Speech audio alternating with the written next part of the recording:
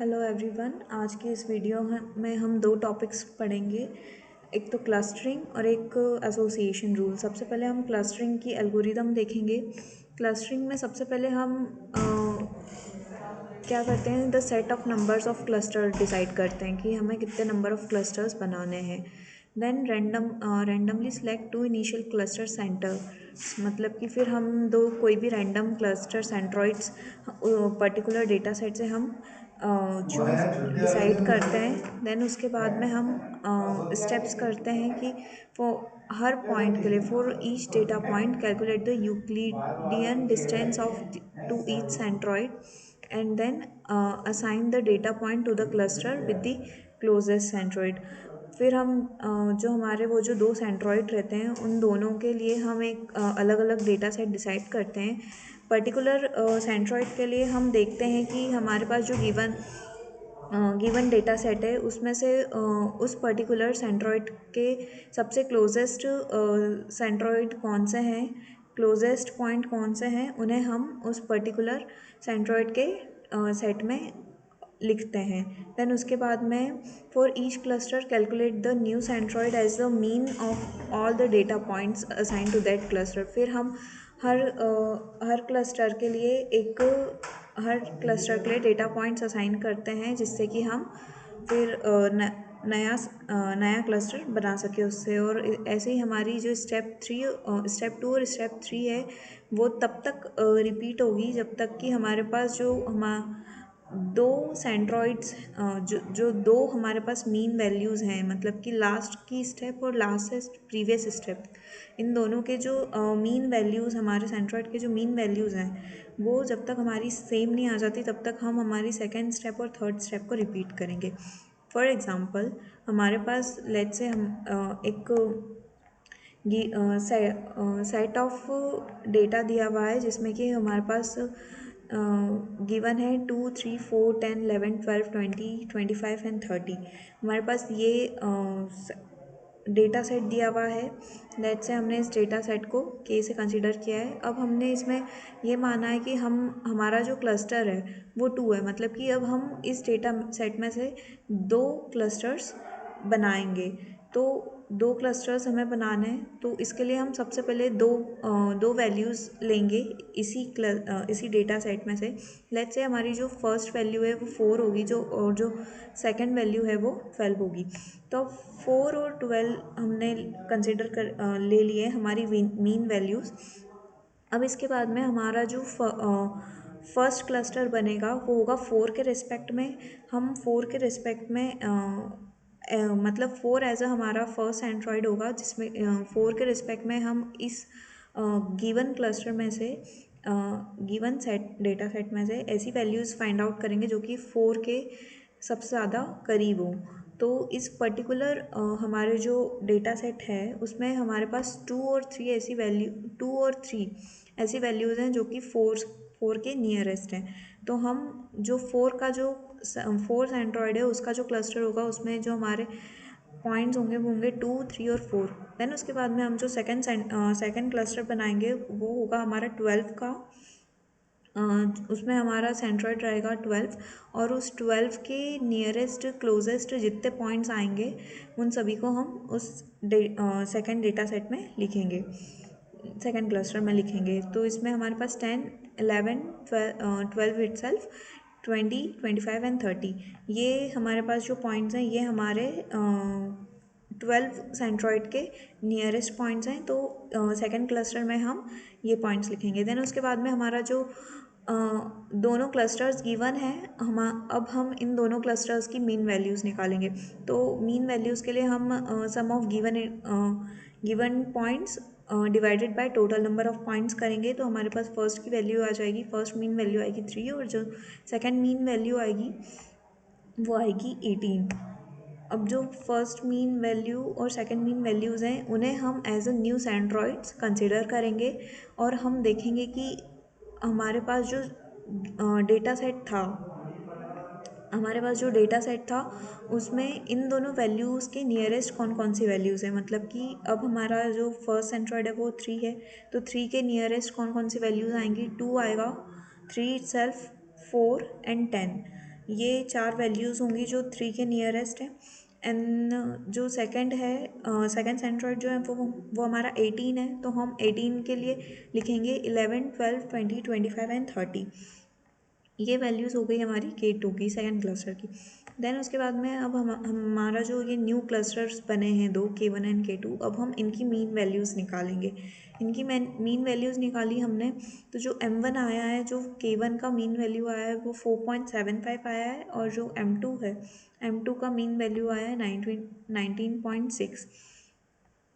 अब ये 19.6 और 4.75, तो अब हम 4.75 और 19.6 को एज अ सेंट्रॉइड कंसिडर करेंगे, और नेक्स्ट जो हमारे क्लस्टर्स होंगे वो हम इन दोनों के क्लोजेस्ट पॉइंट्स को अलग अलग क्लस्टर्स में ऐड ऑन करके न्यू क्लस्टर्स बनाएंगे। तो इससे हमारे पास जो न्यू क्लस्टर बना है उसमें K1 में वैल्यू पॉइंट्स हैं 2, 3, 4, 10, 11 विद 12, और जो K2 है उसमें है 20, 25 एंड 30। अब इससे हम दोनों की वैल्यूज़ निकाल लेंगे, M1 और M2, मतलब दोनों की मीन वैल्यूज़ निकालेंगे। जो M1 आएगा वो 7 आएगा, और जो M2 आएगा वो 25 आएगा। देन उसके बाद में as considering 7 and 25 the new centroids, अब हम इनके नियरेस्ट वैल्यूज़ देखेंगे डेटा सेट में कि डेटा सेट में इनके नियरेस्ट वैल्यूज़ कौन कौन सी हैं, और ऐसे ही दो क्लस्टर्स फिर से बनाएंगे। अब इन दो क्लस्टर्स की फिर से हम मीन वैल्यूज़ निकालेंगे। तो अब ये जो मीन वैल्यूज़ आई हैं ये हमारी similar to the last step है, मतलब कि same to the last step, मतलब कि M1 जो है वो 7 है, और जो M2 है वो 25 है। तो इसके चलते हमारा जो हमारे जो फाइनल सेंट्रॉइड्स हैं वो हैं 7 और 25, और इससे हमारा जो क्लस्टर निकला है, जो मेन हमारे फाइनल क्लस्टर्स हैं वो हैं K1 इक्वल्स टू 2, 3, 4, 10, 11, 12, एंड जो K2 है वो 20, 25 और 30 है। ये हमारी क्लस्टरिंग मेथड हो गई। अब इसके बाद में हम एसोसिएशन मेथड देंगे। एसोसिएशन रूल का एक एग्जांपल हम देख रहे हैं। इसमें हमें 5 डेटा सेट गिवन्स हैं, उन डेटा सेट में हमें कुछ आइटम्स गिवन है। फर्स्ट डेटा सेट है हमारे पास bread jelly peanut butter, second में है ब्रेड पीनट बटर, थर्ड में bread milk peanut butter, fourth में बियर एंड ब्रेड, फिफ्थ में है बियर एंड मिल्क। और इनका हमें जो सपोर्ट दिया है वो है 30% का सपोर्ट है, और कॉन्फिडेंस जो है वो 50% है। तो इसमें सबसे पहले हमें जो फाइंड आउट करना रहता है वो मिनिमम सपोर्ट काउंट फाइंड करना रहता है। मिनिमम सपोर्ट काउंट फाइंड करने के लिए हमारे जो गिवन सपोर्ट है उसमें हम n का मल्टीप्लाई करेंगे, n where n is the total number of given sets, ठीक है। तो इसमें हमारा होगा 30/100 into 5, 5 is total number of sets. Then उसके बाद में हम इसको सॉल्व करेंगे तो हमारा जो मिनिमम सपोर्ट काउंट है वो आएगा 1.5। देन 1.5 जो आया है उसको हम हमारा मिनिमम सपोर्ट काउंट है हमारा। अब इसके बाद में हम पहली टेबल जो बनाएंगे उसमें होगा firstly find item set and it's frequency occurs, ठीक है। तो सबसे पहले हम आइटम सेट और उनकी फ्रीक्वेंसी निकालेंगे। तो जो पहला आइटम सेट है उसमें हम जितने भी आइटम्स हमें ऑलरेडी गिवन हैं उन आइटम सेट्स को लिखेंगे, और फिर उसके बाद में वो आइटम्स उन पांचों सेट में कितनी बार आ रहे हैं वो उनकी फ्रीक्वेंसी लिखेंगे। जैसे ब्रेड है, ब्रेड हमारे पास आ रहा है टेबल 1 में आ रहा है एक बार, टेबल 2 में आ रहा है, और T3 में आ रहा है, और T4 में आ रहा है। ऐसे हमारे पास ब्रेड 4 बार आ रहा है। फिर जेली आ रही है एक बार, फिर उसके बाद में पीनट बटर है 3 टाइम्स, मिल्क है 2 टाइम्स एंड बियर है 2 टाइम्स।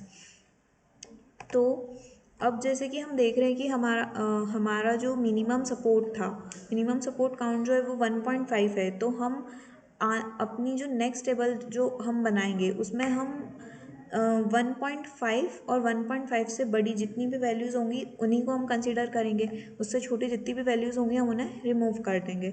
तो अभी इस टेबल में हमारे पास जो मिनिमम जो 1.5 से छोटी वैल्यू है वो जेली की है, तो इसलिए हम जेली को इस टेबल से रिमूव कर देंगे। तो अब हमारे पास जो न्यू टेबल बनेगी वो होगी bread peanut butter milk and beer. अब हम इस टेबल में हर एक पर्टिकुलर का सेट बनाएंगे। जैसे हम ब्रेड को पहले इन तीनों के साथ में एक सेट बनाएंगे, फिर पीनट बटर का इन दोनों के साथ में सेट बनाएंगे, फिर मिल्क का बियर के साथ में सेट बनाएंगे। तो ब्रेड को पीनट बटर के साथ में सेट बनाया है, ब्रेड का मिल्क के साथ में सेट है, ब्रेड और बियर का सेट है, फिर पीनट बटर और मिल्क का है, पीनट बटर और बियर का है, और मिल्क और बियर का है। अब हम देखेंगे कि हमारे पास जो गिवन डेटा सेट था उसमें कौन कौन से डेटा सेट में हमारे पास ये जो पर्टिकुलर आइटम सेट्स आए हैं, ये कितनी बार उन डेटा सेट में अपीयर हो रहा है। तो जैसे हमारे पास जो फर्स्ट है वो ब्रेड और पीनट बटर है। तो ब्रेड और पीनट बटर हमारे पास, हमारा जो T1 था उसमें ब्रेड और पीनट बटर था, फिर उसके बाद में T2 में था, T3 में था, T4 T5 में नहीं था। तो ऐसे ही हमारे पास जो हमारा, तो इसकी जो फ्रीक्वेंसी होगी ब्रेड और पीनट बटर की वो होगी 3। सिमिलरली ब्रेड और मिल्क की फ्रीक्वेंसी है 1, ब्रेड और बियर की फ्रीक्वेंसी 1, पीनट बटर मिल्क की 1, और पीनट बटर और बियर की है 0, एंड देन मिल्क और बियर की है 1। तो अब सिमिलरली हम इसमें भी उन आइटम्स को रिमूव कर देंगे जो कि जिनकी वैल्यू 1.5 से छोटी है। तो हम केवल ब्रेड और पीनट बटर को रखेंगे, बाकी जितने भी आइटम्स हैं उन्हें हम रिमूव कर देंगे।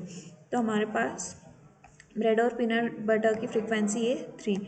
तो यहाँ से हमारा एसोसिएशन रूल फॉर्म होता है, जिसमें कि हमने ब्रेड और पीनट बटर को यूज़ करके हमारा एसोसिएशन रूल बनाया है, जिसमें कि हमारे पास जो 3 है वो ब्रेड और पीनट बटर की फ्रीक्वेंसी है, और 4 हमारे पास टोटल नंबर ऑफ़ आइटम्स हैं, जो कि लास्ट टाइम हमने जो एलिमिनेशन किया था, रिमूव किया था, जिन आइटम्स को वो टोटल 3 आइटम्स को हमने रिमूव किया था। तो ये टोटल नंबर ऑफ़ आइटम्स हैं 4, और जो ब्रेड और पीनट बटर की फ्रीक्वेंसी है वो 3 है। तो इससे हमारे पास जो टोटल परसेंटेज आता है वो आता है 75%।